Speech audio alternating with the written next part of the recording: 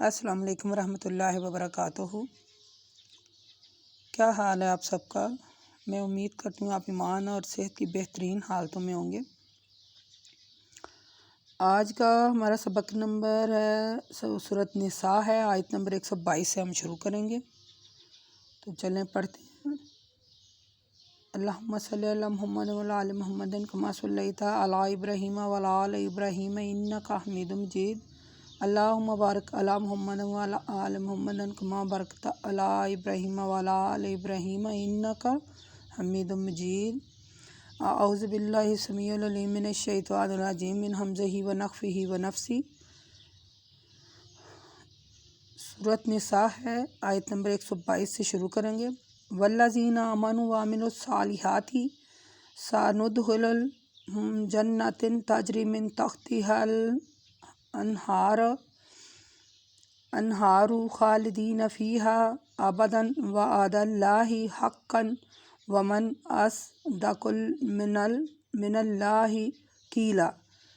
یعنی یہ جو پچھلی آیتیں گزری ہیں ان میں مشرکین کے انجام کا ذکر تھا، ان کے بارے میں، یعنی وہ آیتیں مشرکین کے بارے میں تھیں۔ اس آیت میں اللہ تعالیٰ نے یعنی کہ جو لوگ نیک عمل کرتے ہیں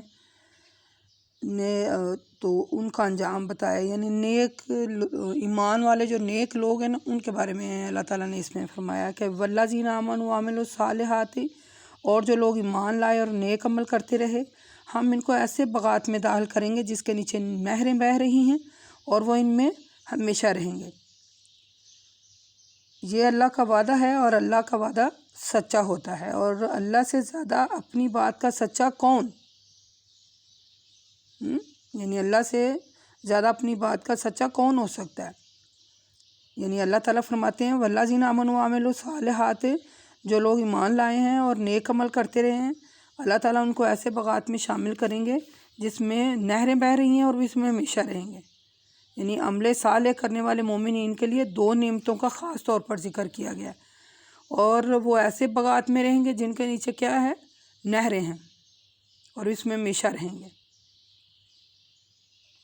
تو ان دونوں نعمتوں کی تفصیل کے لیے ہم نے سورۃ بقرہ کی آیت نمبر 25 میں نے بڑی وضاحت سے اس کے بارے میں کہا تھا نا کہ جنت میں جو لوگ نیک عمل جو لوگ کرتے ہیں نا، نیک عمل، میں یہاں ایک اور بات آپ کو بتا دوں، جنت حاصل کرنے کے لیے لازم ہے، آپ کاپی پینسل اپنے پاس رکھیں اور پوائنٹ ہائی لائٹ کر لیں، جنت حاصل کرنے کے لیے لازم ہے کہ ہم قربانی دیں، آزمائشوں سے گزریں،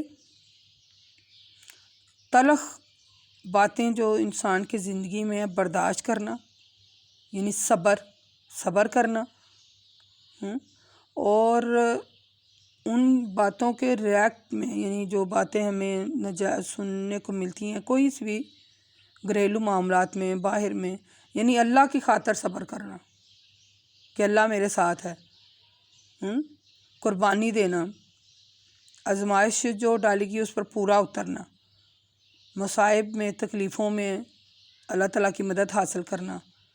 یعنی جنت حاصل کرنے کے لیے جیسے ہمیں اگلی کلاس میں جانے کے لیے محنت کرنی پڑتی ہے، کتاب پڑھنی پڑتی ہے اور پھر اچھے نمبر لینے پڑتے ہیں، تب ہمیں جانا پڑتا ہے۔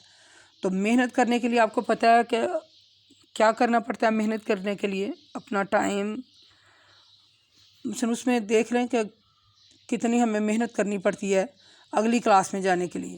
تو یہ ہماری یہ جو دنیا ہے یہ ایک امتحان کی جگہ، اور ہم نے اگلی کلاس میں جانا ہے، تو پھر ہمیں یعنی جو ہمارے لیے حکم ہوا ہے اس پر عمل کرنا، تو پھر ہم جنت میں حاصل کرتے ہیں۔ جنت میں ایسے نہیں جایا جانا، جنت میں جانے کے لیے کچھ قربانیاں دینی پڑنی ہیں، کچھ صبر کرنا پڑنا ہے، کچھ برداشت کرنا پڑنا ہے، کچھ اخلاقیات کا مظاہرہ کرنا پڑنا ہے۔ تو اس لیے ہمیں چاہیے کہ ایمان لائیں اور نیک عمل کریں، ٹھیک ہے؟ تو پھر انشاءاللہ اللہ کے حکم سے جنت میں جانے کے اہل ہوں گے۔ آگے اللہ تعالیٰ فرماتے ہیں کہ لیسا بھی امانیکم والا امانی، یعنی اے ایمان والو، کامیابی کا دارومدار نہ تمہاری خوش فہمیوں پر ہے اور نہ اہل کتاب کی خوش فہمیوں پر۔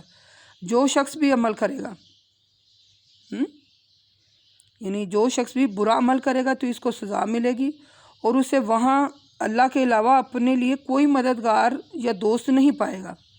اور جو شخص نیک عمل کرتا ہے، خواہ مرد ہے خواہ عورت ہے، بشرط وہ مومن ہو، تو ایسے لوگ جنت میں داخل ہوں گے اور ان پر تل برابر بھی ظلم نہیں ہوگا۔ یعنی وہ جو اہل کتاب تھے وہ طرح طرح کی خوش فہمی میں مبتلا تھے، اور ان کی بعض خوش فہمیوں کا ذکر تو اللہ تعالیٰ نے قرآن مجید میں کیا ہے۔ یعنی ہم نے سورۃ بقرہ کی آیت نمبر 80 میں پڑھا تھا نا کہ اہل کتاب کہتے ہیں کہ دوزخ کی آگ ہمیں چند روز سے زیادہ نہیں چھوئے گی، تو اللہ کے رسول آپ ان سے پوچھئے کہ تم نے اللہ سے کوئی کسی قسم کا کوئی عہد لیا ہے، اور عہد لے لیا تو پھر تمہارا عہد دعویٰ صحیح کرے۔ یعنی اس طرح کی وہ ان میں خام خیالیوں میں وہ رہتے تھے نا۔ یعنی اہل کتاب سے کہہ دیں کہ جنت میں یہودی اور عیسائی کے علاوہ ہرگز کوئی داخل نہ ہوگا، آپ کو یاد آ گیا کہ یہ ان کی خوش فہمیاں ہیں۔ تو اللہ تعالیٰ کہتے ہیں اگر تم اس دعوے میں سچ ہو تو کوئی دلیل پیش کرو۔ محض قرآن پاک میں لکھ دیا ہے اللہ تعالیٰ نے، اور آپ بھی سمجھ لیں کہ محض خوش فہمیوں پر نہیں بندہ جنت میں جائے گا۔ پیپر میں کچھ بھی نہ لکھا ہے تو کہے اللہ جی میں ایسے ایسے، لکھے گا تو ہی پاس ہونا ہے، محنت کرے گا لکھے گا تو ہی پاس ہونا ہے۔ حضرت ابو ہریرہ رضی اللہ تعالیٰ عنہ فرماتے ہیں، صحیح مسلم کی حدیث ہے، جب یہ آیت میں یعمل یعنی جب یہ آیت نازل ہوئی، یعنی جو شخص کوئی بھی برا عمل کرے گا تو اسے اس کی سزا مل کر رہے گی، نازل ہوئی تو مسلمان بہت سخت پریشان ہو گئے۔ اللہ کے رسول صلی اللہ علیہ وسلم نے فرمایا میانہ روی اور استقامت اختیار کرو، ٹھیک ہے؟ یعنی مسلمان کو جو کوئی تکلیف بھی پہنچتی ہے اور اس کے گناہوں کا کفارہ ہوتی ہے، اور یہاں تک کہ جو ٹھوکر بھی لگتی ہے یا کانٹا بھی چبھتا ہے تو وہ بھی اس کے گناہوں کا کفارہ ہو جاتا ہے۔ بات یہ ہے کہ کوئی بھی بندہ جو برا عمل کرتا ہے اسے اس کی سزا ملتی ہے،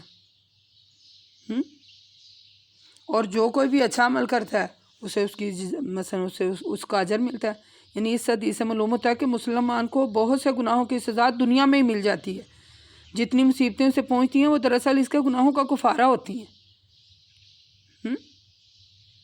آگے اللہ تعالیٰ فرماتے ہیں سورہ شعراء میں آیت نمبر 25 میں کہ اے رسول صلی اللہ علیہ وسلم وہی ہے جو اپنے بندوں کی توبہ قبول کرتا ہے، ان کے بدعمالیوں کو معاف کرتا ہے، اور وہ جانتا ہے جو کچھ تم کر رہے ہو۔ مثلا اس آیت سے آپ کیا سبق سیکھا ہے آپ نے؟ اس آیت سے سبق یہ سیکھا ہے ہم نے کہ توبہ سے گناہ معاف ہو جاتے ہیں۔ انشاءاللہ آگے بھی چل کر ہم اس موضوع پہ، اس ٹاپک پہ اور بھی بات کریں گے، یعنی کہ گناہوں کی سزا جو ہمیں دنیا میں مل جاتی ہے، اس ٹاپک پر ہمیں آگے بھی چل کر بات کریں گے۔ ان میں بات یہ کہ اس آیت سے ہمیں معلوم ہوتا ہے کہ مصیبتیں گناہوں کی وجہ سے آتی ہیں۔ بعض گناہوں کو اللہ تعالیٰ ویسے ہی توبہ نیکی وغیرہ کے ذریعے معاف کر دیتا ہے، ٹھیک ہے؟ یعنی اگر گناہ ہے تو اگر گناہ ہو گیا ہے تو ہمیں توبہ کر لینی چاہیے۔ اگر ہم سے کوئی گناہ ہو جاتا ہے تو ہمیں سچے دل سے توبہ کر لینی چاہیے۔ سچے دل سے توبہ کرنے کا مقصد ہے کہ ہم اللہ تعالیٰ کے سامنے گڑ گڑائیں، روئیں، اور وہ اس گناہ پر شرمندہ ہوں تو اللہ تعالیٰ سے معافی مانگیں اور آئندہ نہ کرنے کی قسم اٹھائیں، توبہ اسے کہتے ہیں۔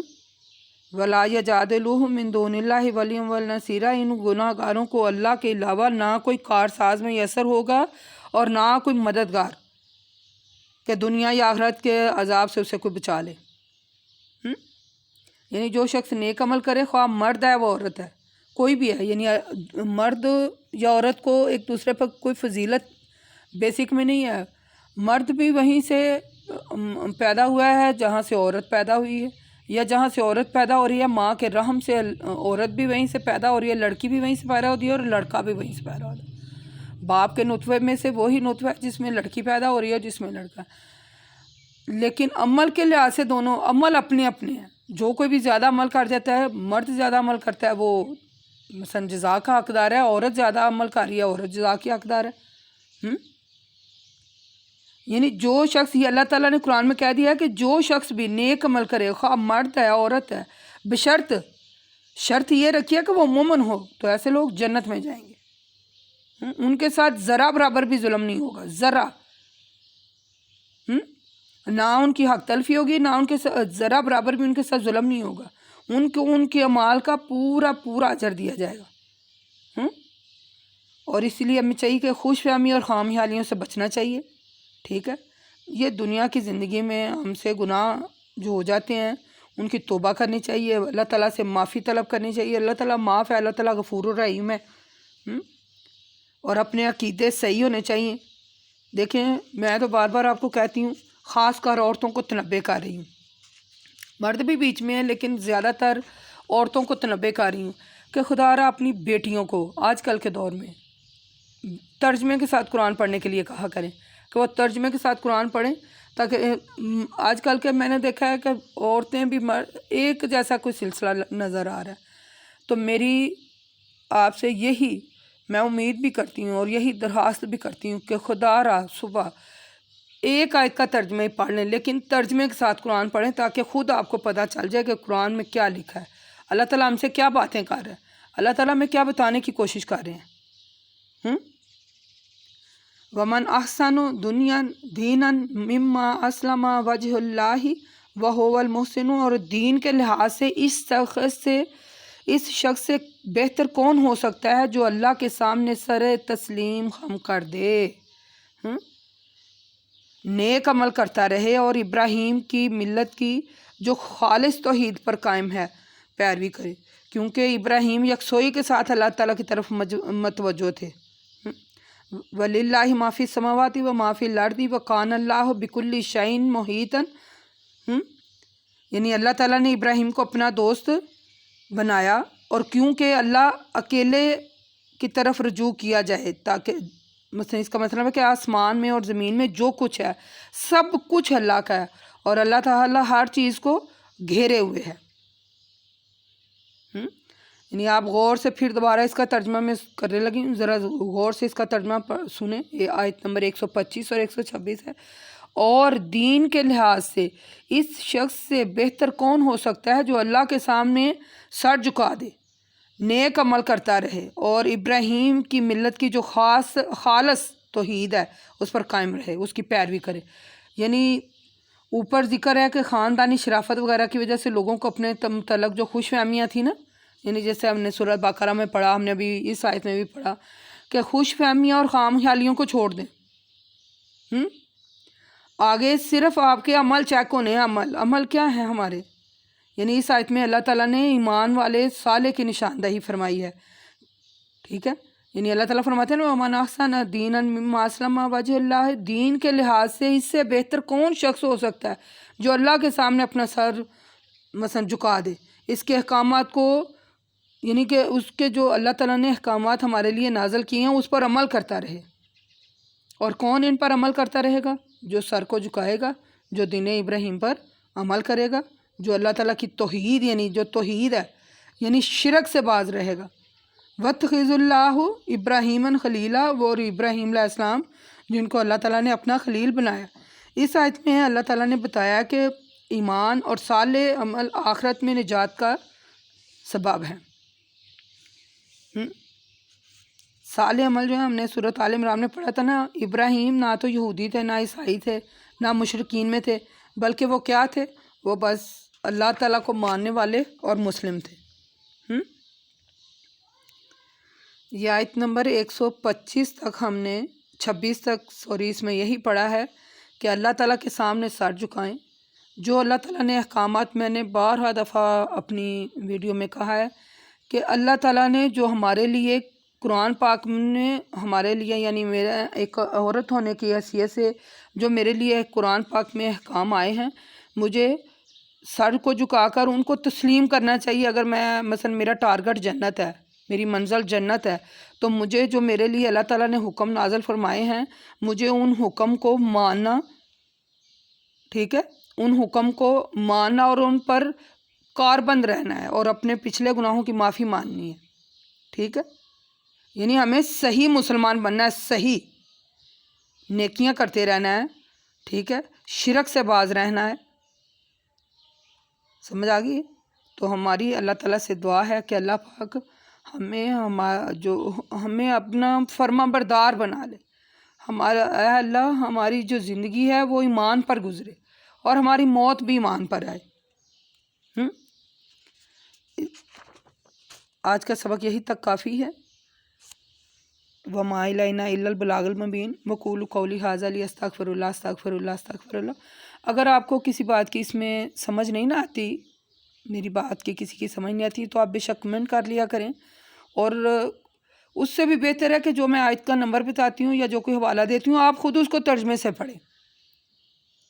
میں یہ نہیں کہہ رہی کہ میں نے بات کیا، آپ وہ میری بات کی جس کو آپ کو سمجھ نہیں آ رہی، وہ اور 4 5 8 10 اس کے بارے میں جو عالم دین ہے ان کے اس کے بارے میں رائے چیک کریں کہ وہ کیا کہہ رہے ہیں. خود قرآن کا مطالعہ کریں، خود ترجمے سے پڑھیں، خود دیکھیں اللہ تعالیٰ نے ہمارے لیے کیا قانون نافذ کیا ہے، کیا حکم آیا ہے ہمارے بارے میں. اور جو ہمارے بارے میں حکم آ گیا، ہمیں سمجھ آ گئی ہے، تو ہمیں چاہیے کہ اپنے گناہوں، میں کہتی ہوں بندے سے مثلاً گناہ میں نے پڑھ لیا ہے، اگر مجھ سے پھر گناہ سرزاد ہو گیا، پھر مجھے اللہ سے معافی مانگ لینی چاہیے. بار بار اللہ سے معافی مانگیں، اور انشاءاللہ اس امید پر مانگیں کہ اللہ ہمیں معاف کر دیتا ہے، اور آگے سے اس گناہ سے بھی بچیں، توبہ کریں اور اس گناہ سے بھی بچنے کی پوری کوشش کریں، تو انشاءاللہ اللہ تعالیٰ کی رحمت اور کرم ہوگا ہم پر.